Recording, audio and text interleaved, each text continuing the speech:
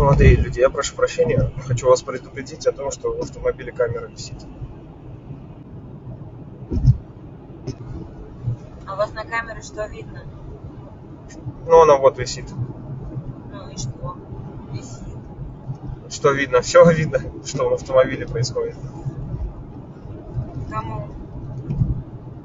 В смысле, кому? Кому видно?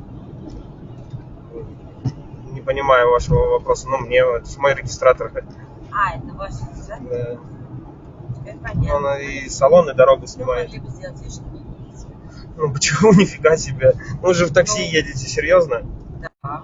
Ну, как это? Это очень легко и просто. Ну, я не знаю, нет, смысла нет, мне кажется, обсуждать с вами это. Это да. В моем мире это ненормально. А я вам желаю, чтобы в вашем мире это случилось.